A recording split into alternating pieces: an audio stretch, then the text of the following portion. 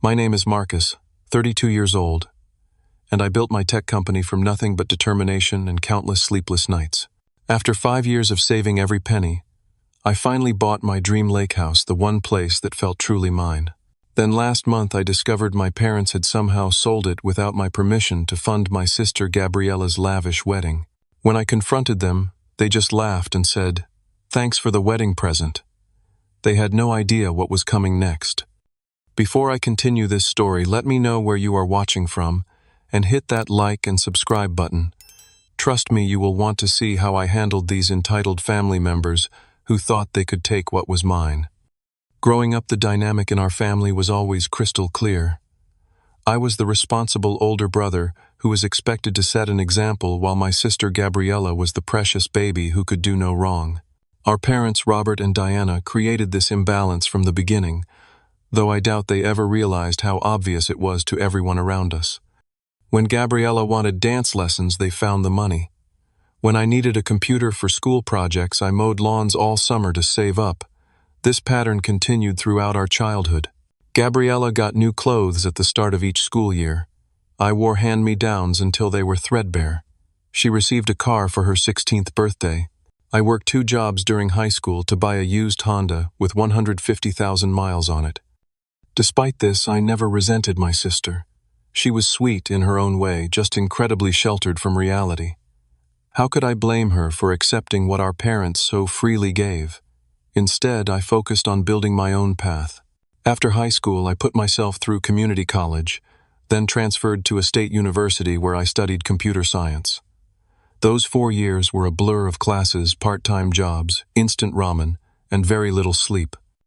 My first tech job paid barely enough to cover rent and student loans, but it gave me experience. I lived in a tiny studio apartment, bought nothing I did not absolutely need, and poured every spare hour into learning new skills. When that company downsized, I found another position, then another. Each move brought slightly better pay and considerably more responsibility. By 27, I had launched my own software consultancy. The first year was terrifying. Some months I wondered if I would make rent, but gradually clients began referring other clients. My reputation for solving the problems other consultants gave up on earned me premium rates. I hired my first employee at the end of year 2. By year 5, we had a team of 12 and a downtown office. Through all of this, one dream kept me going: the lake house. As a child, my grandfather would sometimes take me fishing at Pinewood Lake. Those rare weekends were the only times I felt truly peaceful. The way the mist rose off the water at dawn, the gentle lapping of waves against the dock, the sweet scent of pine trees. I promised myself that someday I would have a place there. 3 years ago, I finally found it. A small cabin on 2 acres with 100 feet of shoreline. It was not fancy, with just 2 bedrooms and outdated everything, but the location was perfect. The asking price made me nervous, even with my business doing well, but I ran the numbers and made it work. I put down 30%, secured a 15-year mortgage, and became a proud property owner. Every free weekend went into renovations. I replaced the rotting deck boards myself, installed new windows to better capture the view, and updated the ancient kitchen. Trevor, my best friend since college, helped me rip out the musty carpet and install hardwood floors. We celebrated with beers on the dock when we finished each project. That house represented everything I had worked for, a physical manifestation of my journey from the kid who was never given anything to a man who had built something for himself. I was in the middle of planning a bathroom renovation when Gabriella called with her big news. She was engaged to Jackson Fleming, son of a prominent local family who owned a chain of high-end car dealerships. I was genuinely happy for her, especially since Jackson seemed like a decent guy despite his privileged background. When she asked if she could host a small engagement gathering at my lake house, I agreed without hesitation. That gathering turned out to be my first warning sign.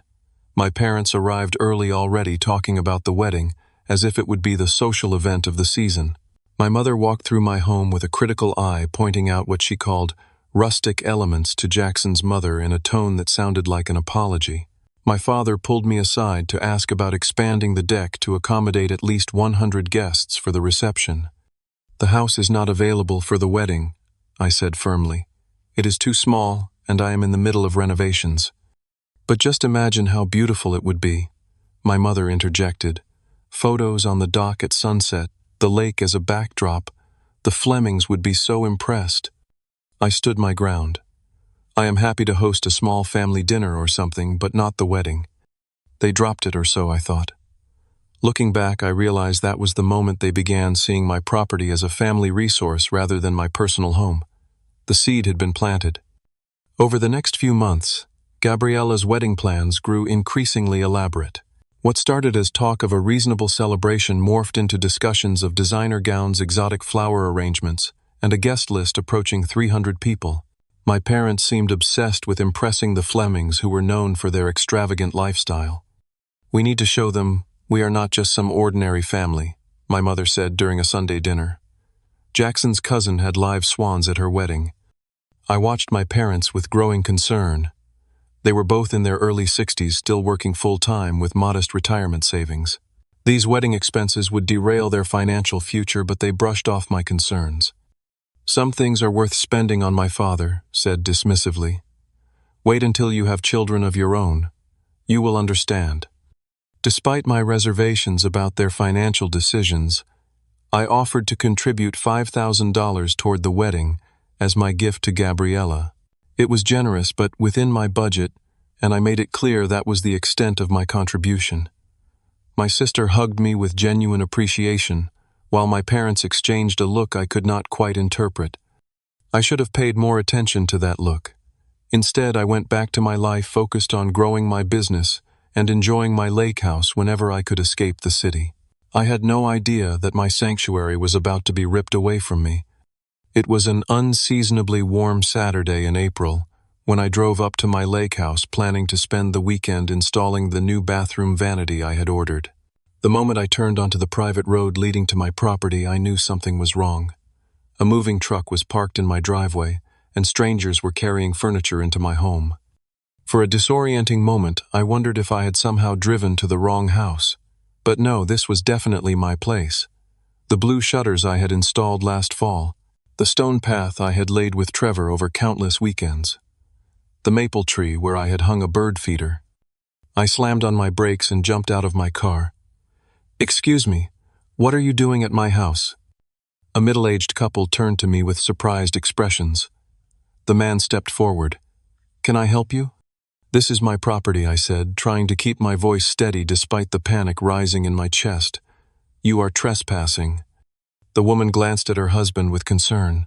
"There must be some mistake. We purchased this house last week. We just closed on Tuesday." "That is impossible," I insisted. "I never sold this house. I have owned it for 3 years. The man disappeared into the house and returned with a folder of documents. With shaking hands, I looked through the papers.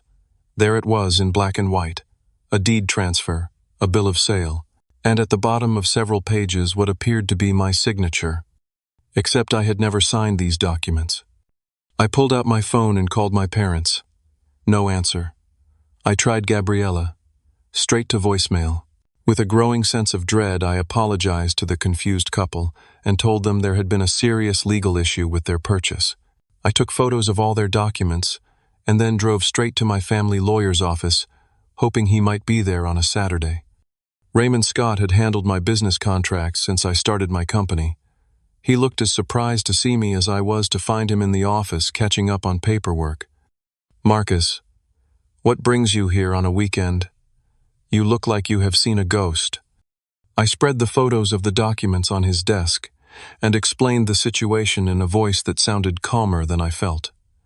Raymond studied the papers with a frown that deepened by the second. "This is not right," he said finally. "For one thing, I should have been notified as your attorney of record on the property. And this signature."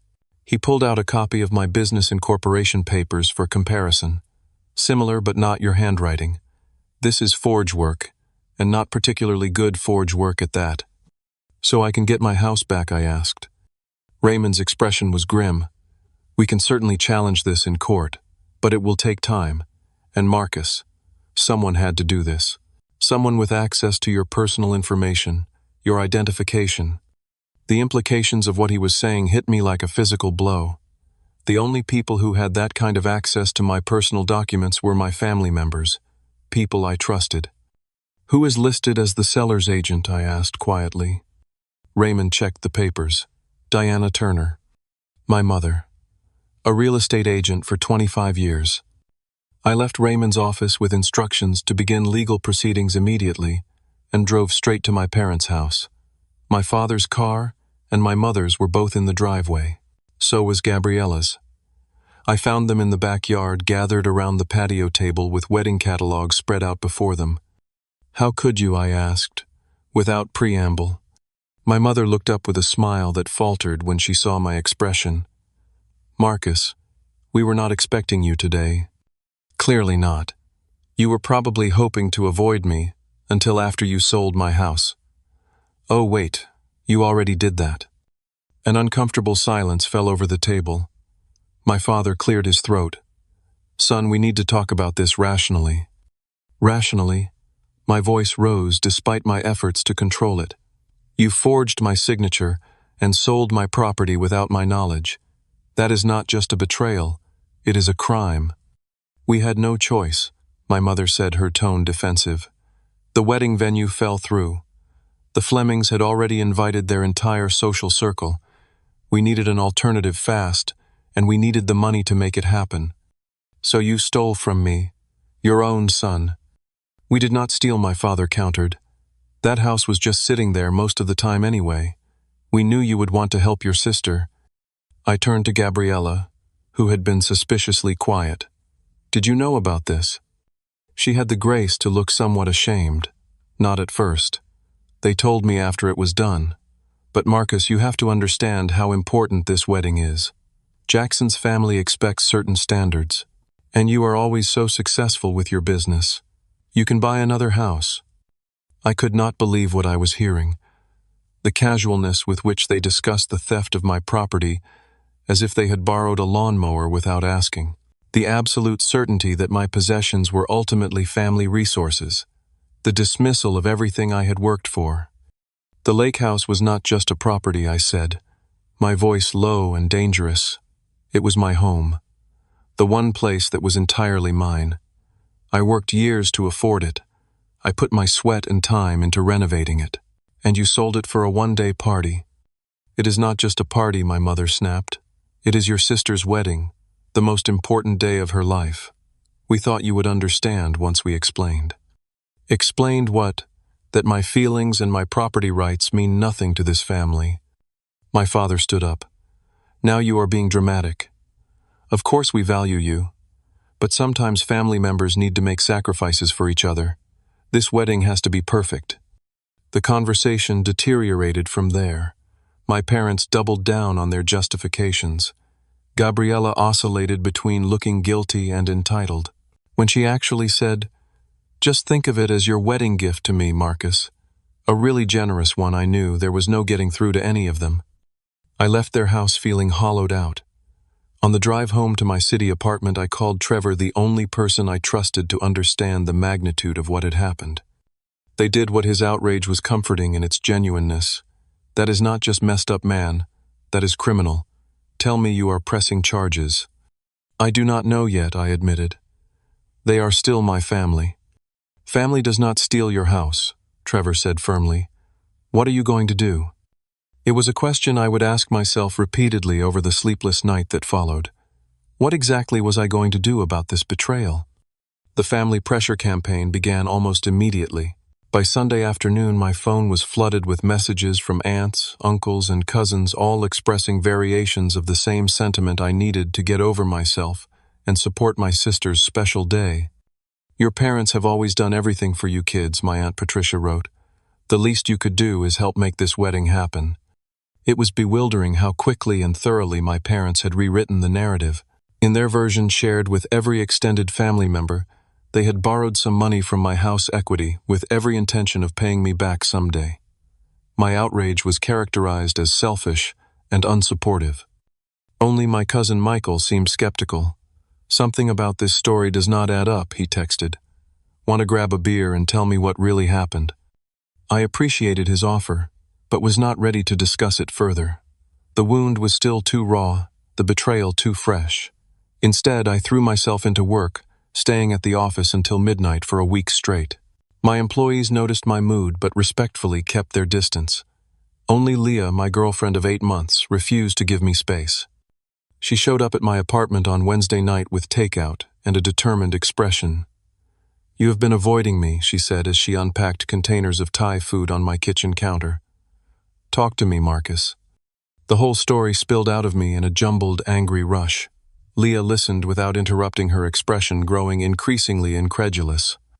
$150,000, she repeated when I mentioned the sale price of my lake house. For a wedding, that is insane. Apparently the Flemings spent twice that on their daughter's wedding last year, I said bitterly. My parents are obsessed with matching that standard. And what about the new owners? The people who bought your house? That was a complication I had been wrestling with. Raymond had explained that the situation put the buyers in a terrible position. They had purchased the property in good faith, unaware of any fraud. If I pursued legal action, they would be forced out of a home they had just moved into. "I feel bad for them," I admitted. "They are innocent in all this. But it is my house. I cannot just let it go." Leah squeezed my hand. "Of course you cannot. Your parents stole from you and violated your trust. You have every right to be angry and to want justice." Her straightforward support was exactly what I needed. Unlike Trevor, who wanted me to immediately press criminal charges, Leah understood my conflicted feelings. This was my family. Despite everything, I still cared about them. I still remembered my father teaching me to ride a bike, my mother nursing me through childhood illnesses. Those memories made this betrayal even more painful. The next blow came when my mother texted me the wedding budget breakdown, apparently thinking this would somehow justify their actions. The numbers were staggering. Venue now to be held at the Fleming estate. Since the lake house was unavailable, $20,000 for tents, staging, and equipment.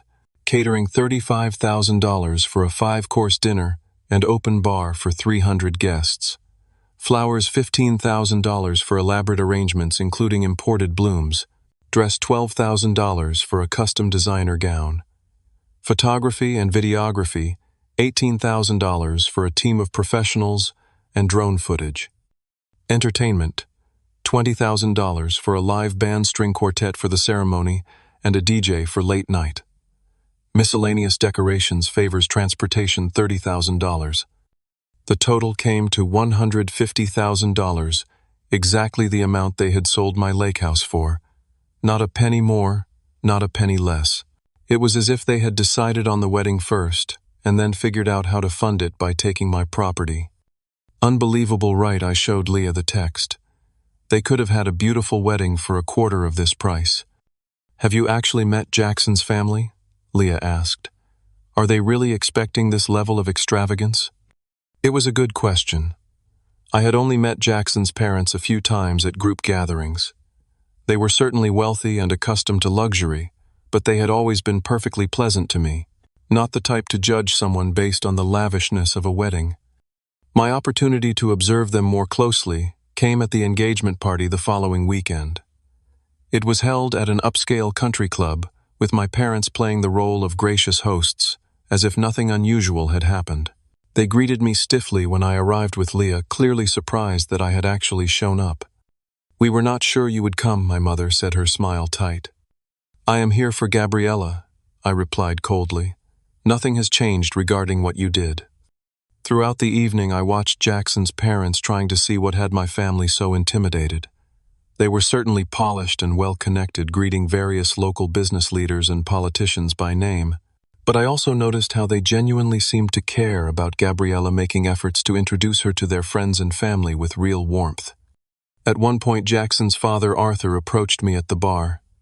"Your sister tells me you run your own tech consultancy. Impressive for someone your age."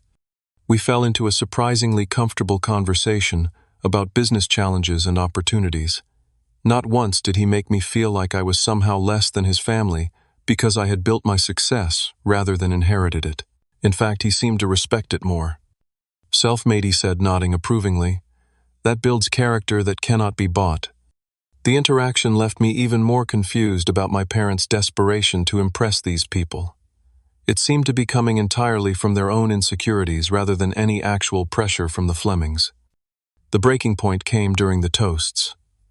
After several emotional speeches, my father stood and thanked everyone for coming to celebrate the union of two wonderful families. Then he looked directly at me. "And a special thanks to Marcus, whose generosity has made this beautiful wedding possible. We could not have done it without his sacrifice." The audacity took my breath away. Around me, people applauded, completely unaware that my generosity had been theft. Across the room, my mother raised her glass in my direction, her expression challenging me to contradict them publicly. I stood up abruptly, my chair scraping loudly against the floor. Leah put a steadying hand on my arm. "Not here," she whispered. "Not like this." She was right. Making a scene would only make me look like the villain in their narrative. Instead, I walked calmly to where Gabriella stood with Jackson and asked for a private word. In the hallway outside the banquet room, I looked my sister in the eye. "I want to be clear about something. I will not be attending your wedding." Her face fell. "Marcus, you cannot be serious. It is my wedding day."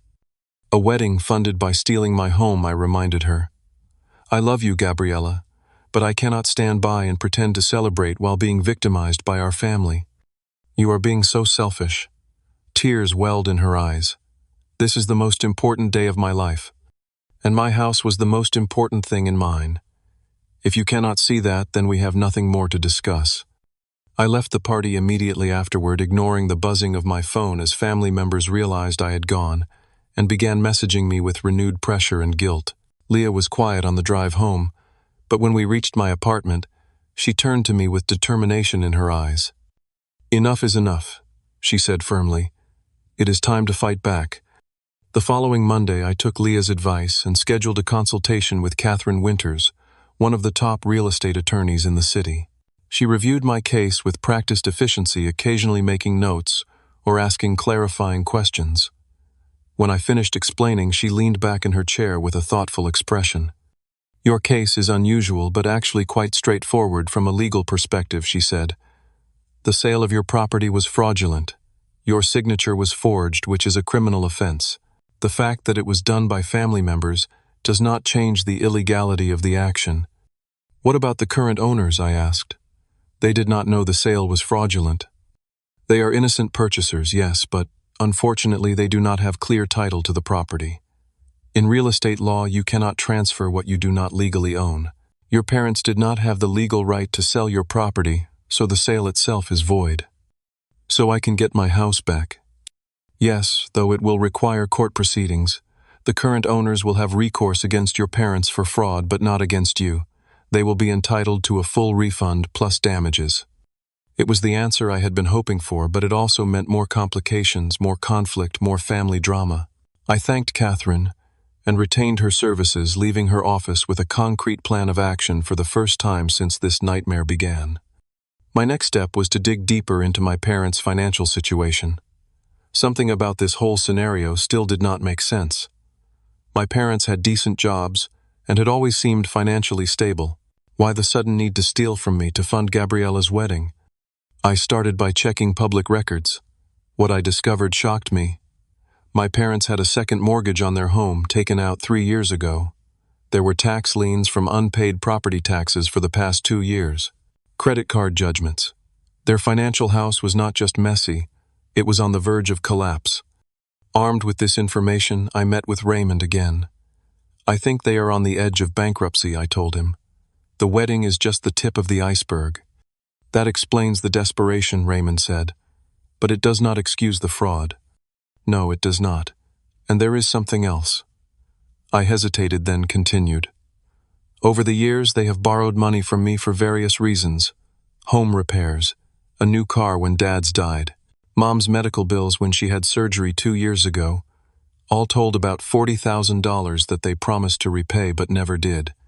Raymond's expression grew more serious. "Do you have documentation of these loans?" I nodded. Text messages, emails, even some signed IOUs for the larger amounts. I never pressed them about it because they are my parents. I figured they would pay me back eventually. "This strengthens your case considerably," he said. "It establishes a pattern of financial exploitation." We developed a 3-part legal strategy. First, challenge the fraudulent sale and reclaim my property. Second, file a civil suit against my parents for the $40,000 in unpaid loans. Third, and most difficult for me personally, provide evidence for potential criminal charges related to the forgery. That last part kept me awake at night. The thought of my parents potentially facing criminal penalties was deeply distressing even after what they had done. I discussed my reservations with Leah over dinner at her apartment. "I understand your reluctance," she said, picking at her pasta. "They are your parents. Despite everything, you still love them." "But they showed no such consideration for me," I replied. "They stole something precious from me without a second thought."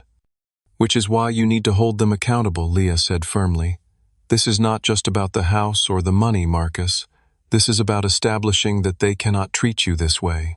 If you let this go, what message does that send?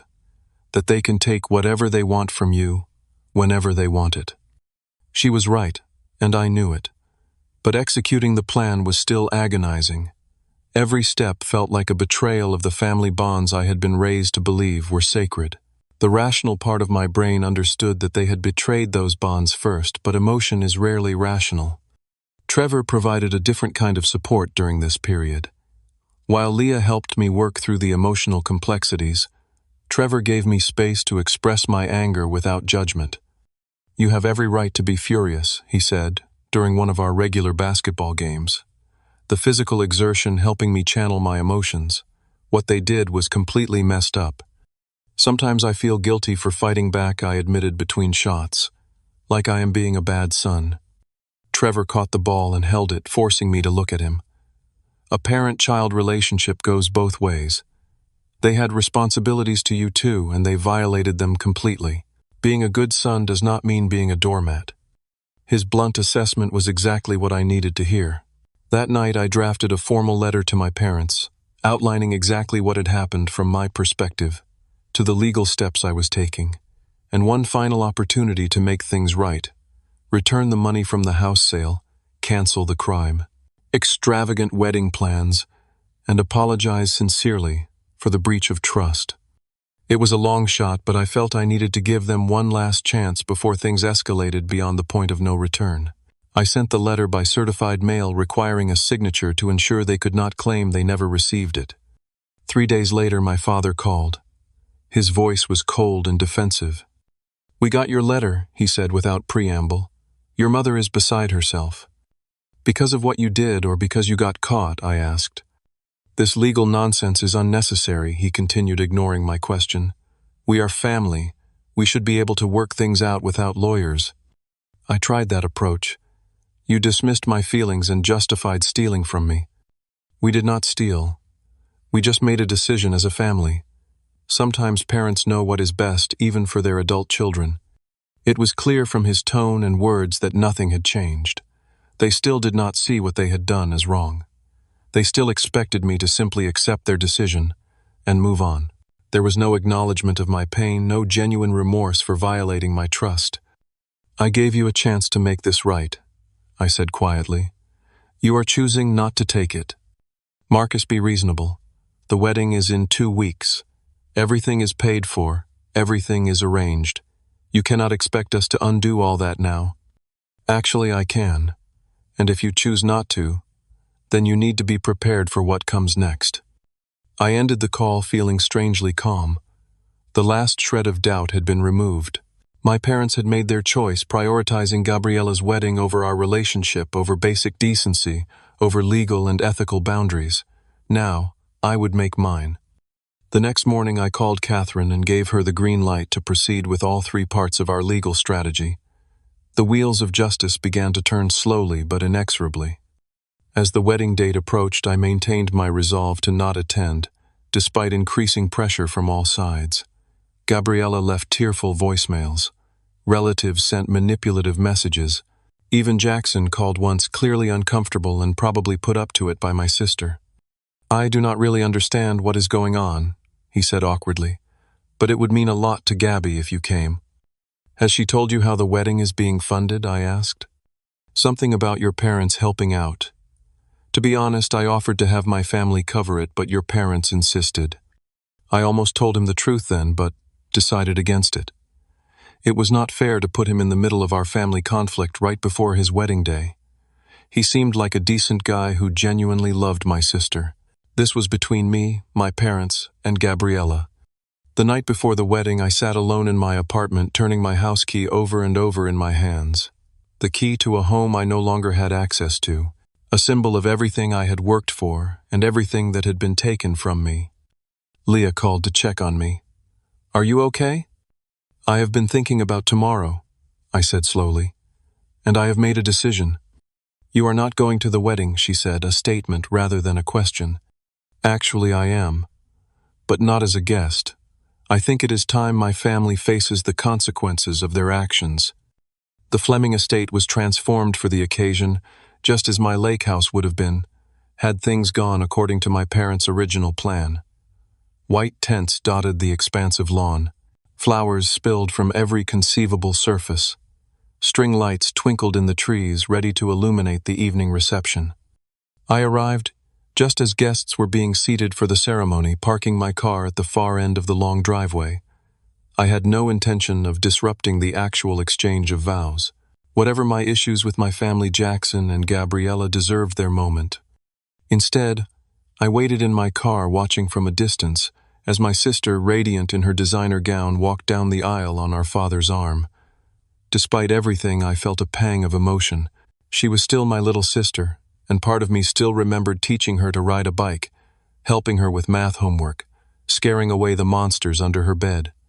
After the ceremony, as guests migrated to the reception tent for cocktails, I made my move.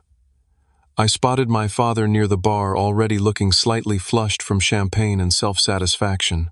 He nearly choked on his drink when he saw me. "Marcus, you came after all." His tone was cautious, unsure whether my presence was a peace offering or something else. "I would not miss it," I said, my voice neutral.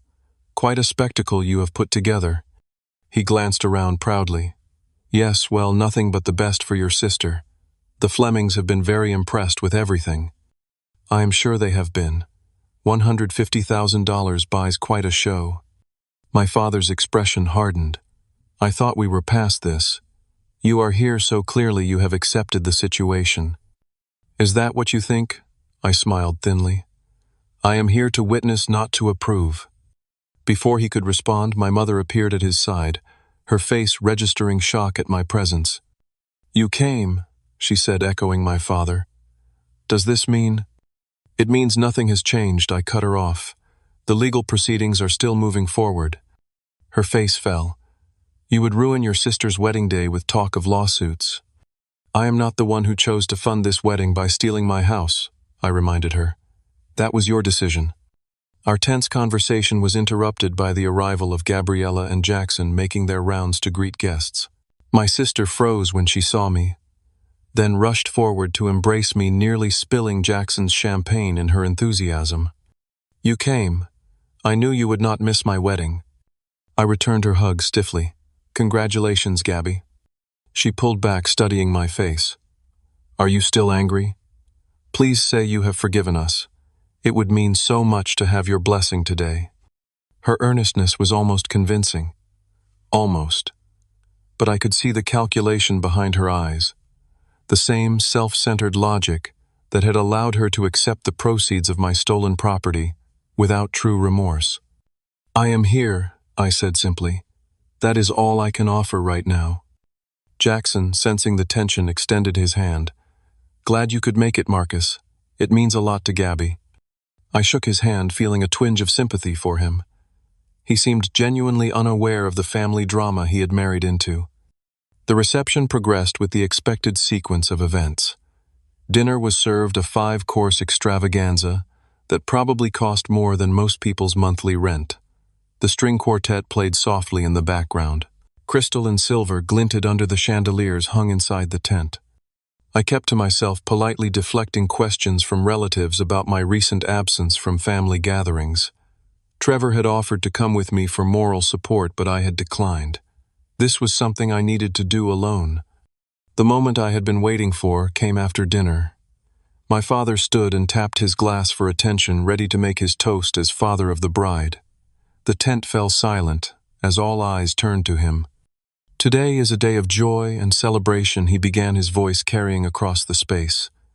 "Watching my daughter marry the man of her dreams, surrounded by such beauty and elegance, is everything a father could hope for." He continued with emotional reflections on Gabriella's childhood predictable jokes about gaining a son rather than losing a daughter and diffusive praise for the Fleming family. Then he came to the part I had anticipated.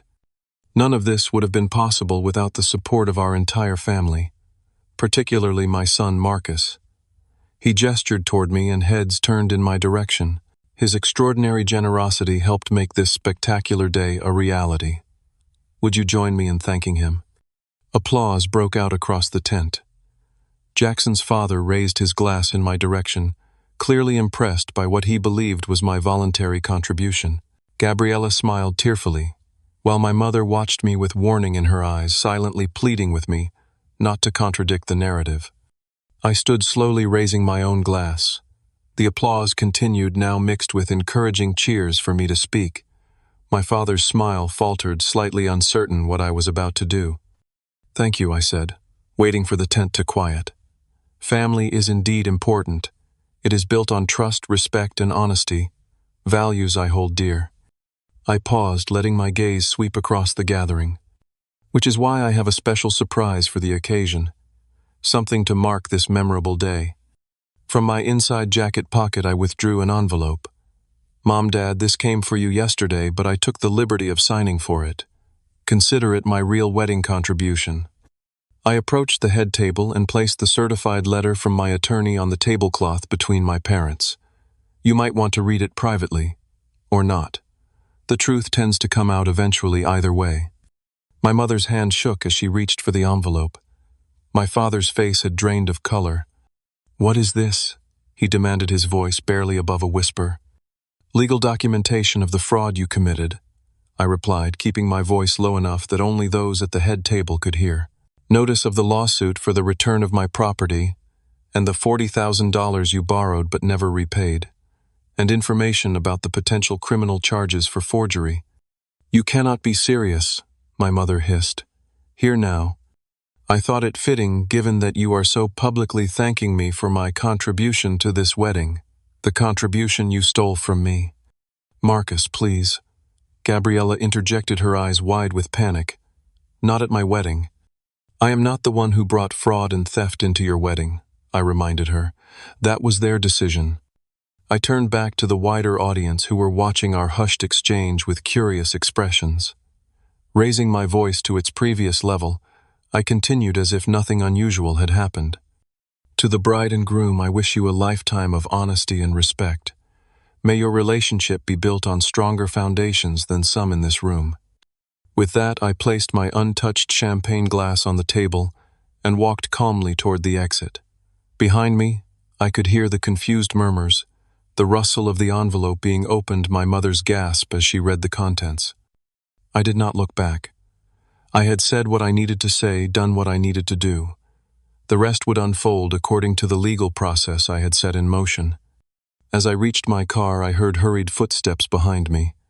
I turned to see Jackson's father approaching, his expression concerned. "Marcus, is everything all right?" That seemed rather tense back there. I considered deflecting, but something in his straightforward manner deserved honesty. "No, everything is not all right, but it will be eventually. Legal proceedings have a way of clarifying situations." He frowned. "Legal proceedings? Between family members? Sometimes that is the only recourse when trust has been irreparably broken." He studied me for a moment, then nodded slowly. "I sense there is much more to this story than has been shared with us. Whatever it is, I hope it resolves fairly." "So do I," I replied, getting into my car. "Enjoy the rest of the celebration." As I drove away from the Fleming estate, I felt a strange mixture of emotions: sadness for what had been lost, anger still simmering beneath the surface, but also relief. The truth was finally emerging from beneath the lies and justifications. Whatever happened next, I had stood up for myself and refused to be victimized by the people who should have protected me. The road ahead would be difficult, but for the first time since discovering the theft of my lake house, I felt a sense of control returning. I had taken back my power, and now justice would take its course. The repercussions of my wedding day confrontation were swift and far-reaching. By the following morning, my phone was flooded with messages from family members, their tone dramatically changed now that the truth was emerging. Some expressed shock and sympathy. Others demanded explanations. A few steadfastly maintained that I was overreacting to what they still characterized as a misunderstanding. I responded to none of them, focusing instead on the legal proceedings that were now fully in motion. Catherine called with an update 3 days after the wedding. "The court has granted our emergency injunction," she informed me. "The current occupants cannot make any changes to the property pending resolution of the ownership dispute." "How did they respond?" I asked, concerned about the innocent buyers caught in this mess. "They are understandably upset, but their attorney seems competent. They are already pursuing their own case against your parents for fraudulent representation in the sale. I would not be surprised if criminal charges follow from their side as well." That same afternoon, I received the first direct communication from my parents since the wedding. It was an email from my father, his desperation evident in every word. "Marcus, we need to talk. Things have spiraled out of control. The buyers of the lake house are threatening to sue us. Their lawyer says we committed fraud. You have to help us fix this." The audacity was breathtaking. After stealing my property, they now expected me to help them escape the consequences. I forwarded the email to Catherine without responding to my father. The family silence was broken the following week when my cousin Michael showed up at my office unannounced. "Your parents are telling everyone you are making this whole thing up," he said without preamble. "But I saw the court filing. It is public record. They really did forge your signature and sell your house." "Yes, they did." Michael shook his head in disbelief. "And the 40,000 in loans, that part is true too. Every penny documented." He let out a low whistle. "No wonder you lost it at the wedding. Honestly, I am surprised you kept it together as well as you did." "What is the family saying?" I asked, curious, despite myself. "It is divided. Some people think you should have kept it private, not embarrassed everyone at the wedding. Others are horrified by what your parents did. Aunt Judith is particularly vocal. Says she always knew your mom had a problem with boundaries, but never imagined it went this far." It was strangely validating to hear that at least some family members understood the gravity of what had happened. For weeks I had felt gaslit by my parents' insistence that their actions were reasonable, even loving. 2 weeks after the wedding, I received an unexpected call from Jackson's father, Arthur Fleming. "Marcus, I hope I am not overstepping, but I thought you should know that Gabriella and Jackson have returned from their honeymoon. There seems to be considerable tension between them. I am sorry to hear that," I said, genuinely meaning it. Whatever my issues with my sister, I had never wanted to damage her marriage. "Jackson is quite disturbed by what he has learned about the wedding financing," Arthur continued. "Apparently your sister finally told him the full story under pressure. He had no idea the celebration was funded through such questionable means." "It is not his fault," I assured him. "He was as much in the dark as I was, just in a different way." "Indeed. My wife and I want you to know that, had we been aware of the situation, we would never have allowed it to proceed. We have our own resources and would have happily contributed to a more modest celebration that did not involve such ethical compromises." His words confirmed what I had suspected all along. The pressure to create an extravagant showcase wedding had come entirely from my parents, not from any actual expectations set by the Flemings. The legal proceedings continued to advance. My parents hired and fired 2 attorneys in quick succession, apparently dissatisfied with the honest assessment of their legal position. Their third lawyer finally convinced them to respond to the lawsuit rather than ignore it. But their answer to the complaint was weak, full of emotional appeals rather than legal defenses. "They do not have a case," Catherine told me bluntly. "The forgery is provable. The property transfer was clearly fraudulent. The only real question is how much additional damage they will do to themselves by fighting the inevitable." 4 weeks after the wedding, I received a text message from Gabriella. "Can we talk alone?" I agreed to meet her at a coffee shop halfway between our homes. She looked different than she had at the wedding, the radiant bride replaced by an exhausted young woman with shadows under her eyes. Jackson and I have been fighting, she admitted after we had settled at a corner table with our drinks. He says he cannot trust me because I knew about the house and did not tell him. Did you? I asked directly. Know the full story, I mean. She stared into her coffee. Not at first. Mom and Dad told me they had worked out a deal with you, that you had agreed to sell the lake house to help with wedding expenses. I believed them until I saw your reaction that day at their house. Then I knew something was wrong, but I did not want to know how wrong. It was easier to pretend I believed them. It was the first honest thing she had said to me since this whole nightmare began. I appreciated it, even as it confirmed my suspicion that she had chosen willful ignorance over confronting an uncomfortable truth. I am sorry about the wedding, she continued. Not just what happened with your speech, but the whole thing. It got so out of control. I never wanted such an extravagant event, but Mom and Dad were so insistent. They kept saying we needed to impress the Flemings, that this was our chance to show we belonged in their social circle. The Flemings did not care about any of that, I told her. Arthur called me. He said they would have been happy to help fund a simpler celebration. Tears welled in her eyes. I know that now. Jackson's parents have been incredibly understanding about the whole mess, more understanding than I deserve. They even offered to help Mom and Dad financially with the lawsuits, but Jackson told them not to. And how do you feel about all this now? I asked. Ashamed, she whispered. I let myself be carried along by Mom and Dad's fantasy, even when I knew deep down that something was wrong. I prioritized a party over my relationship with my brother. I am so sorry, Marcus.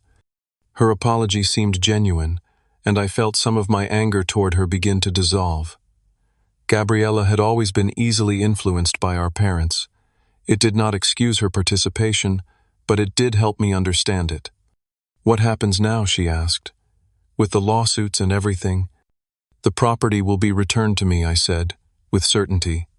The current buyers will be compensated, likely from the sale of Mom and Dad's house, if they cannot come up with the money another way. The loans will need to be repaid as well. They might lose their house. Gabriella looked alarmed.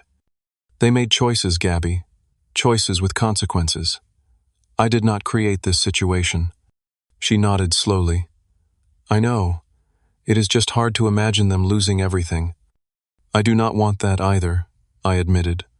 But I also cannot simply absorb this level of betrayal and financial damage. They stole from me. They forged my signature. These are serious offenses. As spring turned to summer, the legal machinery continued to grind forward.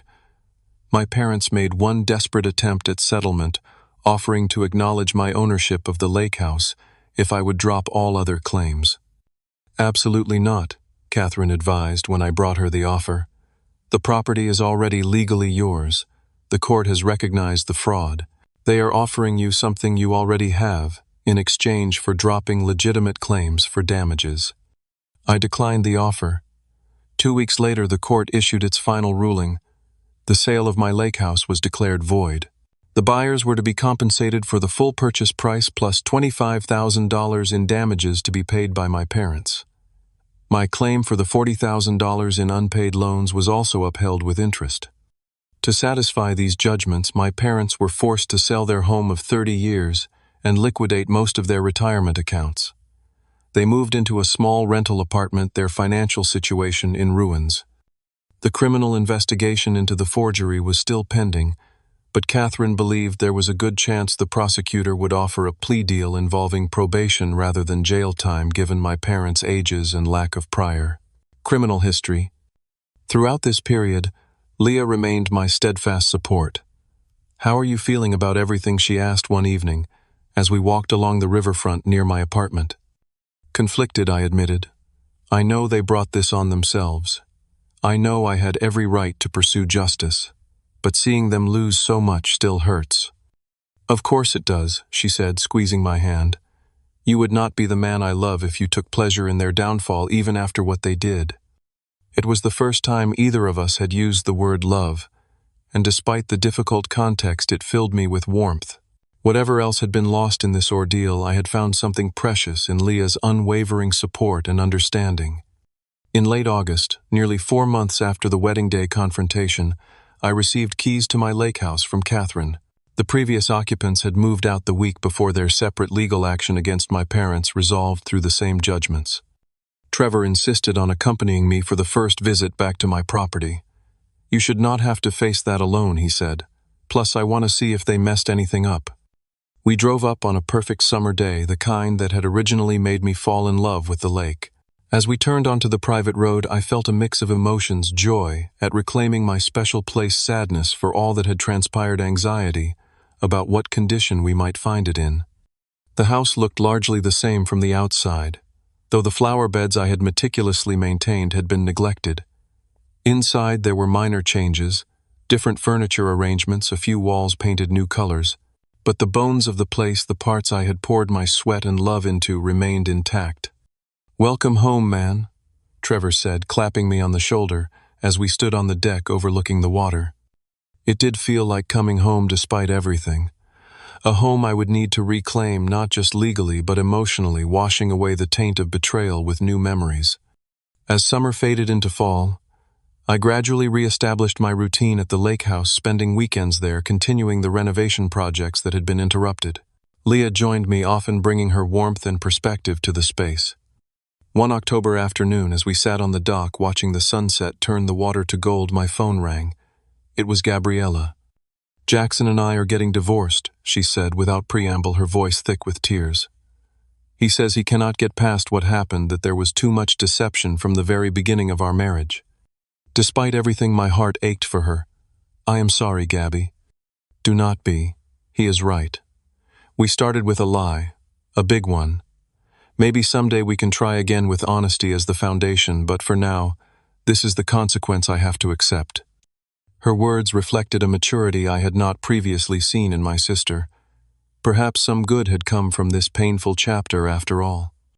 "How are Mom and Dad?" I asked, realizing it had been months since I had spoken to them directly. "Struggling. The financial part is hard, but the social fallout has been worse for them. Their friends know what happened. Mom had to leave her real estate firm when her license was suspended pending the criminal case."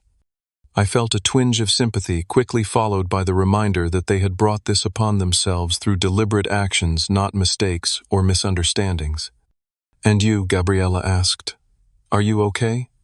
I looked out at the peaceful lake, at Leah sitting beside me at the home I had reclaimed. "I am getting there," I told her truthfully. "One day at a time." 1 year after the wedding that had torn our family apart, I stood on the new deck of my lake house surveying the changes. The renovations were finally complete, each one helping to reclaim the space as my own. The bathroom I had planned to update before everything happened now featured a walk-in shower with stone tile. The kitchen had new cabinets and countertops. Even the dock had been rebuilt, wider and stronger than before. But the physical renovations were only part of the healing process. The emotional reconstruction had been more challenging, requiring introspection and difficult decisions about the role my family would play in my life going forward. My parents and I had reached an uneasy truce. After the court judgments were satisfied, and the criminal case resolved with a plea deal that included probation and community service, I had agreed to a carefully structured meeting, facilitated by a family therapist. It was tense and tearful, with moments of genuine remorse from my mother, and more reluctant acknowledgement of wrongdoing from my father. "We got caught up in appearances," my mother admitted during that session. "We were so focused on giving Gabriella this perfect wedding that we lost sight of right and wrong. I cannot expect you to forgive us, but I want you to know that I understand now how deeply we betrayed your trust." My father struggled more with taking full responsibility, still clinging to the justification that they had acted out of love for Gabriella. But even he eventually acknowledged that their methods had been unconscionable. "We should have talked to you," he conceded. "Asked for your help rather than taking what was not ours to take." The therapy session did not magically restore our relationship, but it opened a narrow channel of communication. We now exchanged occasional text messages, mostly superficial updates. They had not been invited back to the lake house, and I was not sure they ever would be. Some boundaries once violated required permanent reinforcement. My relationship with Gabriella had taken a different path. Her divorce from Jackson finalized quickly, leaving her humbled and reflective. Unlike our parents, she seemed to genuinely understand the magnitude of what had happened and her own complicity in it. I was raised to believe I deserved special treatment, she told me during a lunch meeting 3 months after her marriage ended, that the rules did not apply to me the same way they did to others. It took losing everything to realize how toxic that mindset was. She had moved to a small apartment, found a job as an administrative assistant at a local nonprofit, and begun the process of building an independent life without the safety net of parental indulgence. I respected her efforts and gradually allowed her back into my life in measured doses. Today she would be visiting the lake house for the first time since its return to me. The thought made me both anxious and cautiously hopeful. "Are you sure you are ready for this?" Leah asked, joining me on the deck with 2 cups of coffee. I accepted one gratefully. "I think so. She has been putting in the work, really trying to change. And this place was special to her too growing up. Denying her access forever feels punitive rather than protective at this point." Leah smiled. "I love that you can still find compassion after everything that happened. It is one of the reasons I said yes when you proposed." The simple platinum engagement ring on her finger caught the morning light. Our engagement 3 months ago had been low-key and heartfelt, the opposite of the spectacle that had surrounded Gabriella's wedding. We planned a small ceremony here at the lake in the spring with only our closest friends in attendance. Trevor, who would serve as my best man, had been instrumental in my healing process. While the legal system had provided external justice, Trevor's steadfast friendship had helped me work through the internal turmoil. Our regular basketball games had evolved into therapeutic sessions where I could express anger, grief, and eventually hope for the future. You know what I realized recently? I had told him during one such game. This whole nightmare taught me who my real family is. The people who stand by me when it matters, who respect my boundaries, who want what is best for me without taking from me. "Chosen family," Trevor had replied with a nod. "Sometimes more important than the one you are born into." That realization had been transformative. Through this ordeal, I had discovered the strength of my chosen connections, Leah and Trevor chief among them, but also colleagues who had shown understanding during my distracted periods, neighbors who had welcomed me back to the lake with genuine warmth, even Catherine, whose fierce advocacy had gone beyond professional obligation. The sound of tires on gravel announced Gabriella's arrival. I took a deep breath, feeling Leah's reassuring touch on my arm. "Remember, this is your home," she said softly. "You set the terms of engagement here." I nodded, grateful for the reminder. Establishing and maintaining clear boundaries had been one of my most important lessons from therapy. The old Marcus would have compromised his own needs to keep the peace. The person I had become understood that healthy relationships required mutual respect. Gabriella emerged from her car, looking nervous but determined. She carried a small housewarming gift, wrapped simply in brown paper. "The place looks amazing," she said by way of greeting, taking in the fresh paint and new landscaping. "You have done so much work." "It has been healing," I replied, leading her inside. Her eyes widened as she took in the transformed interior. "Wow, it is completely different." "Not completely. The spirit of the place is the same, but I needed to reclaim it, make it fully mine again." She nodded in understanding. "I get that. After everything that happened." We settled in the living room with the coffee Leah brought. Conversation was slightly awkward at first, but as the morning progressed, it flowed more naturally. Gabriella shared stories from her new job, her tentative steps toward building a life based on her own efforts rather than parental subsidies.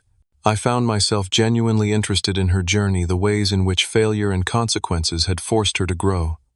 When she finally presented her gift, I unwrapped it to find a framed photo from our childhood, the 2 of us fishing off the dock with our grandfather both missing front teeth and grinning widely. "I found it in a box of old pictures," she explained. "I thought maybe it could be part of reclaiming the good memories of this place, the ones that came before everything got so messed up." The gesture touched me. It acknowledged our shared history without minimizing the pain of recent events. It was perhaps the beginning of a new kind of sibling relationship, one based on adult understanding rather than the dysfunctional patterns established in our childhood. After Gabriella left, promising to return for a longer visit when she felt more welcome, Leah and I took the canoe out onto the lake. The water was perfectly still, reflecting the autumn trees in a mirror image of red and gold. "What are you thinking about?" Leah asked as we drifted in the middle of the lake. "How different things are from a year ago," I replied. "How much has been lost, but also how much has been gained." The journey had been painful beyond what I could have imagined. The betrayal by my parents had shaken my fundamental trust in family bonds. The legal battle had been stressful and expensive. The emotional toll had affected my work, my sleep, my sense of security. But through that fire, something valuable had been forged. I had discovered my own strength, my capacity to stand firm in the face of manipulation and guilt. I had learned to articulate and defend my boundaries. I had recognized the difference between genuine love, which respects and uplifts, and toxic attachment, which takes and diminishes. Most importantly, I had broken the cycle of unhealthy family dynamics that had shaped my childhood. By refusing to accept my parents' violation by holding them accountable for their actions, I had rejected the pattern that might otherwise have continued into the next generation. "Do you think you will ever fully forgive them?" Leah asked her question, gentle but direct. "I do not know," I answered honestly. "Forgiveness is complicated. I do not want to carry anger forever. It is too heavy, too consuming. But forgiveness does not mean forgetting or allowing someone the opportunity to hurt you again in the same way. Boundaries and forgiveness can coexist," she agreed. "You can release the anger without removing the protective walls." As we paddled back toward the dock, I reflected on how this place, my sanctuary, had become the centerpiece of both betrayal and healing. The lake house represented everything I had worked for, everything that had been taken, and everything I had fought to reclaim. Its meaning had evolved layers of pain, now integrated with pride and resilience. That evening, as Leah and I sat by the fire pit watching stars emerge above the lake, I felt a sense of peace that had been absent for too long. The property dispute was resolved. The legal battles were concluded. The emotional wounds were scabbed over, beginning the slow process of forming scars that would always be visible, but would eventually stop hurting. "I think the most important thing I learned," I said as we watched the flames dance, "is that standing up for yourself is not selfish. For so long I thought good family members sacrificed their own needs when asked. Now I understand that healthy relationships require mutual respect for boundaries. Without that, it is not love, it is exploitation." Leah rested her head on my shoulder. "That is a lesson worth all the pain it took to learn it." She was right.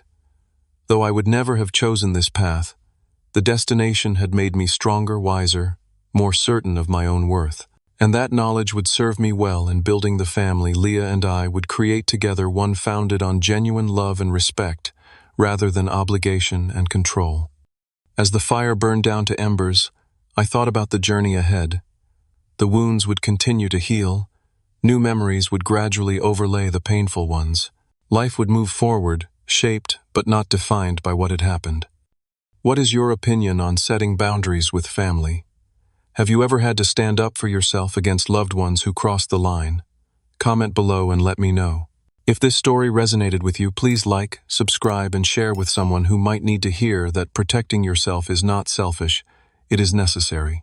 Thank you for listening to my story. And remember, sometimes the most important relationship to protect is the one with yourself.